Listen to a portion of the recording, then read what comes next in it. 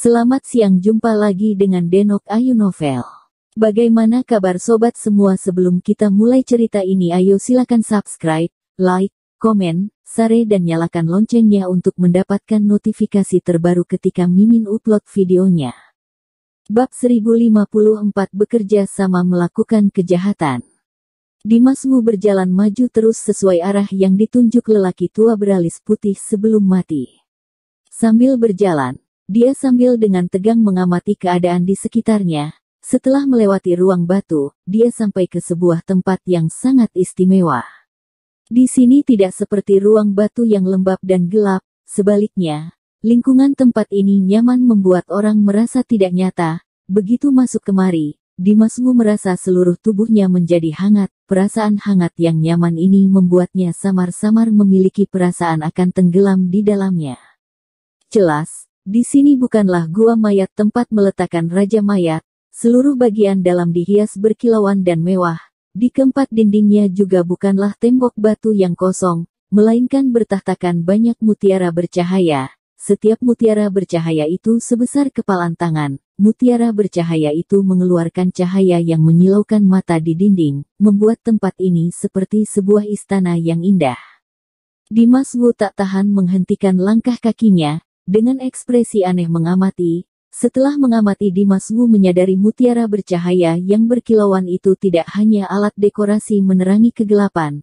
Kilau yang dia keluarkan, memiliki temperatur, memiliki energi. Justru karena ini, begitu Dimas Wu masuk dia baru merasakan rasa yang sangat nyaman. Mutiara bercahaya ini seperti barang ajaib yang membuat orang kecanduan. Membuat orang tanpa sengaja semakin melihat semakin terpesona, semakin tertegun semakin tenggelam. Menyadari hal ini, Dimas Wu segera menggelengkan kepala, tidak tinggal iagi, langsung mempercepat langkah kaki, meneruskan berjalan ke depan. Keluar dari tempat mewah yang seperti istana ini, Dimas Wu kembali sampai ke tempat yang lebih istimewa. Saat ini, yang dilihat Dimas Wu di depan matanya adalah sebuah kolam besar berbentuk lingkaran. Di dalam kolam renang, ada cairan lengket berwarna kuning berguling tak hentinya di dalam kolam, terkadang mengeluarkan gelembung panas. Di paling depan kolam air ini, ada sebuah ceruk besar yang mirip dengan air terjun. Di tengah ceruk, ada cairan lengket berwarna kuning yang tidak hentinya mengalir turun, lalu berkumpul menjadi satu dengan air di dalam kolam, tidak ada ujungnya, tidak hentinya. Begitu melihat pemandangan ini, Dimas Wu terkejut. Dia tahu, tempat ini mungkin adalah apa yang dikatakan lelaki tua beralis putih, Huang Kuan. Cairan lengket berwarna kuning di dalam kolam itu bukanlah cairan biasa, melainkan barang pemurnian yang murni. Seperti yang Dimas Wu lihat sebelumnya, dia sama seperti cairan lengket hijau kehitaman yang digunakan untuk memurnikan Raja Mayat. Untuk orang normal, barang ini mungkin adalah ancaman yang sangat besar, tapi, untuk pemurnian Raja Mayat, pasti memiliki khasiat yang sangat besar. Karena, Dimas Wu dengan jelas merasakan, di dalam cairan lengket kuning ini ada energi istimewa yang sedang bergejolak. Energi ini membuat kekuatan Heaven Demon di dalam tubuh Dimas Wu tanpa dikendalikan mengeluarkan peringatan.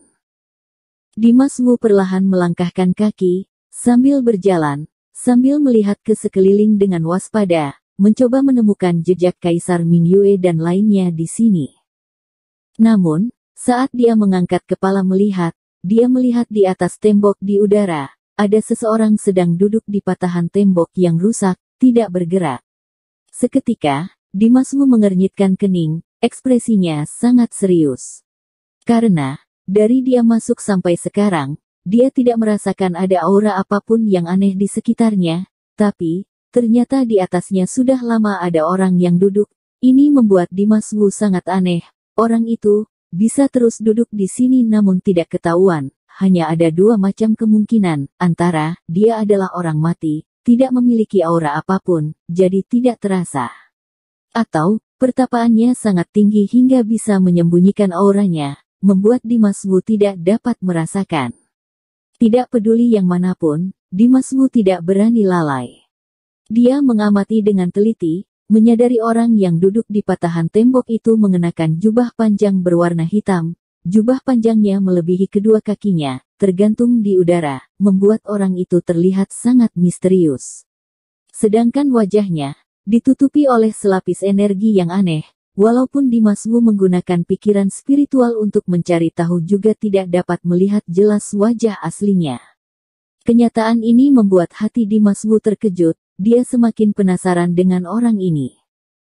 Saat Dimas Wu merenung, orang di patahan tembok itu tiba-tiba tertawa, dia sedikit membalikkan badan melihat ke arah Dimas Wu, menggunakan nada suara yang memuji, berkata, tak disangka mencari sampai kemari, nyalimu benar-benar tidak kecil. Ekspresi Dimas Wu seketika berubah saat melihat orang ini membalikkan badan, karena saat ini dia baru melihat dengan jelas, orang di depan matanya ini ternyata adalah pria tak berwajah. Benar, wajah orang itu kosong, tidak ada alat indera apapun, seperti selembar kertas putih, membuat hati orang yang melihatnya tercengang. Dimas Wu tertegun, selanjutnya berkata, permisi, kamu siapa? Dimas Wu tidak merasakan aura mayat apapun dari pria tak berwajah ini, dengan kata lain, pria tak berwajah ini bukanlah raja mayat, dia adalah orang hidup yang memiliki kemampuan hebat, lagi pula, kemampuan orang ini lebih hebat dari dirinya. Pria tak berwajah sedikit mengangkat wajahnya yang kosong itu, mengeluarkan suara desahan yang dalam, perlahan berkata, sudah lama tidak ada orang yang bertanya namaku. Aku tidak ingat siapa aku, tapi mereka memanggilku pemurni mayat. Pemurni mayat, seperti namanya, adalah orang yang memurnikan raja mayat. Mendengar dua kata ini, sekujur tubuh Dimas Wu tiba-tiba menjadi tegang. Dia menatap pemurni mayat dengan tatapan tajam, dengan suara dingin berkata, begitu banyak raja mayat di sini semuanya dimurnikan olehmu. Awalnya Dimas Wu masih mengira, memurnikan raja mayat dilakukan oleh Nergal Bai, tidak disangka, di sini, ternyata masih ada satu orang yang khusus memurnikan raja mayat untuk Nergal Bai. Pemurni mayat tidak menyembunyikan sama sekali, langsung mengangguk berkata, benar. Kenapa kamu ingin membantu Nergal Bai melakukan hal yang bisa memusnahkan manusia? Ekspresi Dimas Wu tidak senang, berkata sambil tidak mengerti. Pemurni mayat mengeluarkan dengusan dingin, dengan meremehkan berkata, membantunya. Kamu salah, aku dan dia hanya memiliki hubungan kerjasama yang saling menguntungkan. Pemurni mayat tidak memiliki alat indera, tidak punya mata, tapi, saat Dimas Wu menghadapinya, dia bisa merasakan dengan dalam seakan ada sepasang mata yang sangat tajam sedang menatapnya lurus. Membuat semua pori-pori di tubuhnya terbuka. Darah di dalam tubuhnya juga tak tahan mendidih. Dimas Wu berusaha keras melawan tekanan yang kuat dari pemurni mayat, meneruskan bertanya. Apa maksud ucapanmu ini? Pemurni mayat mendengar ucapan Dimas Wu, tiba-tiba melambaikan tangan, menyibatkan jubah panjang yang menutupi bagian bawah tubuhnya. Begitu jubah panjang tersibak, Dimas Wu melihat, ternyata pemurni mayat tidak memiliki kaki. Kaki di bawah pangkal pahanya semuanya dipotong, dia adalah orang cacat yang kehilangan kedua kakinya. Tapi seorang cacat seperti ini, kemampuannya sangat hebat, kemahirannya tidak bisa dilakukan orang biasa, cacatnya tidak membuat Dimas Wu lalai sedikitpun, sebaliknya, dia lebih menghormati pemurni mayat.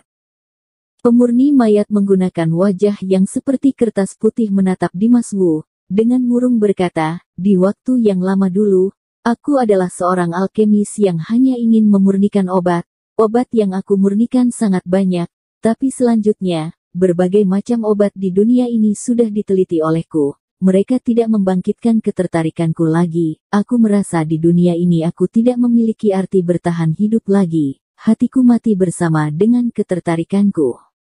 Beberapa waktu itu, aku kehilangan diriku, aku terjatuh. Tidak menemukan tujuan dan motivasi, sepanjang hari bersembunyi di tempat yang gelap. Tapi selanjutnya, ada orang yang menemukanku, dia meminta obat paling beracun di dunia, orang itu adalah Nergal Bai. Dia melihat keinginan dan ambisiku, dia berjanji padaku, asal aku bisa memberinya obat paling beracun, dia akan bisa membangkitkan ketertarikanku lagi, membuatku menantang lebih banyak yang tidak mungkin. Ucapannya memang membuatku seketika bersemangat. Aku mencapai kerja sama dengannya. Aku memberinya racun, sedangkan dia juga mengatakan pendapatnya padaku. Sejak itu, aku tidak lagi memurnikan obat, melainkan mulai memurnikan mayat. Pemurni mayat bisa menjalani jalan memurnikan mayat tidak hanya karena keinginannya yang sinting, lebih banyak lagi juga karena hasutan Nergal Bai. Saat itu, Nergal Bai melihat kemampuan memurnikan obat pemurni mayat. Dia tahu, pemurni mayat adalah orang berbakat yang langka di dunia. Bila orang seperti ini bisa dia gunakan, maka untuknya, pasti akan membuatnya bertambah hebat. Jadi, Nergal Bai berinisiatif mengusulkan, meminta pemurni mayat menggunakan bakat memurnikan obat digunakan dalam memurnikan mayat, menjadikan orang seperti obat, mengubah orang menjadi mayat, menyelesaikan hal yang tidak berani dia pikirkan, membuat lebih banyak keajaiban. Bahkan, Nergal Bai berinisiatif mengusulkan menyediakan tubuh manusia untuk pemurni mayat, tidak peduli pemurni mayat ingin orang seperti apa untuk dimurnikan, dia bisa memenuhinya, sedangkan di bawah bantuannya, pemurni mayat juga bisa terpikat dalam penelitiannya dengan sesuka hati. Awalnya, pemurni mayat menolak Nergal Bai karena cara memurnikan seperti ini terlalu keji, tapi di bawah bujukan Nergal Bai beberapa kali, pemurni mayat akhirnya tersentuh. Mencapai kerjasama dengan Nergal Bai. Sejak saat itu, memurnikan mayat secara resmi menjadi penelitian utama pemurni mayat. Saat baru dimulai, permintaan pemurni mayat sangat sederhana, yaitu mayat yang biasa saja sudah bisa. Tapi, setelah sederet penelitian, dia menyadari, boneka mayat yang dihasilkan dari pemurnian mayat biasa, dalam hal kemampuan juga tidak memiliki perubahan yang besar, paling banyak hanya tubuhnya tidak hancur, lagi pula, masih bisa takut pada cahaya matahari. Boneka mayat seperti ini untuk hasil penelitiannya tidak memiliki arti yang besar. Jadi selanjutnya, pemurniannya semakin lama semakin gila, yang dia murnikan dari mayat sampai manusia hidup, sampai orang dengan pertapaan yang tinggi. Perlahan, orang di seluruh Gunung Tianxian menjadi buruan pemurni mayat, bahkan demi mengetes perasaan dan hasil pemurnian, dia menjadikan kedua kakinya sebagai percobaan, sampai akhirnya, dia harus mengorbankan kedua kakinya baru menyelamatkan nyawanya. Walaupun pemurnian pemurni mayat semakin lama semakin gila, namun Nergal Bai benar-benar seperti yang dia katakan di awal, terus berusaha sebisanya memenuhi keinginan pemurni mayat, menyediakan orang yang lebih banyak lebih kuat untuk pemurni mayat untuk dia murnikan.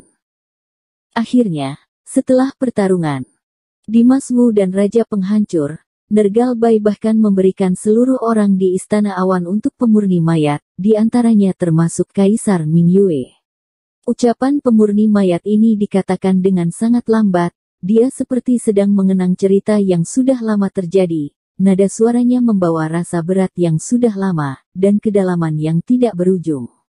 Namun ucapannya ini membuat hati Dimas Wu terkejut. Dimas Wu mengernyitkan kening, dengan suara berat berkata, "Kamu memberikan obat paling beracun di dunia pada Nergal Bai. Apakah perlu meminum beberapa hari, setelah beberapa hari bisa membuat orang seketika mati?" Mengenai proses pemunian mayat yang dikatakan pemurni mayat, Dimas Wu sudah memiliki perkiraan tebakan dan pengertian di dalam hati, jadi, mendengarnya dia tidak terlalu terkejut. Tapi, untuk perkataan pemurni mayat, perihal Nergal Bai meminta obat padanya membuat Dimas Wu sangat terkejut. Pemurni mayat mendengar Dimas Wu berkata seperti ini, tak tahan sedikit tertegun, selanjutnya, dia mengangguk berkata, "Benar, tidak peduli betapa dalam pertapaan yang dimiliki orang, asal meminum obat itu, hanya ada satu jalan yaitu mati. Ini adalah obat paling beracun di dunia, tidak hanya murni membunuh orang. Dia terlebih lagi bisa membunuh orang tanpa bentuk, membuatnya tanpa sadar mati, tidak ada obat apapun yang berkhasiat." Barusan mendengar pemurni mayat berkata obat paling beracun di dunia, Dimas Wu segera teringat Arisu Gongsun waktu itu dimanfaatkan, memberi racun pada pemilik awal Heaven Demon Sword. Benar saja, obat itu didapatkan Nergal Bai untuk Raja Penghancur. Bisa dibayangkan, Raja penghancur bisa berjalan sampai ke langkah ini pasti juga karena Nergal Bai di sisinya menghasutnya. Ini juga diakibatkan secara langsung, saudara yang dulu hidup dan mati bersama, pada akhirnya berjalan ke akhir saling membunuh. Ternyata, semuanya ini tidak lepas dari Nergal Bai. Nergal Bai sambil menyebarkan kebohongan di sisi Raja Penghancur, membuat rencana, sambil diam-diam memikirkan segala cara mengumpulkan kekuatan. Orang ini sangat licik, singkatnya membuat orang marah. Mengerti semuanya ini, kedua mata Dimas Wu seketika berubah merah, amarah di matanya juga langsung mencapai puncak. Lewat beberapa saat, Dimas Xia baru menekan api amarah yang bergejolak di hatinya. Dia mengangkat kepala, melihat ke arah pemurni mayat, dengan suara berat berkata, "Kenapa kamu mengatakan hal ini padaku?" Teorinya, pemurni mayat dan Nergal Bai saling bekerja sama, bersama melakukan kejahatan. Dia seharusnya tidak akan memberitahu Dimas Wu semuanya, tapi sekarang, pemurni mayat menjelaskan semuanya. Ini membuat Dimas Wu tidak mengerti. Pemurni mayat tidak menyembunyikan, langsung berkata dengan suara dingin, "Karena kamu adalah target pemurnianku yang terakhir."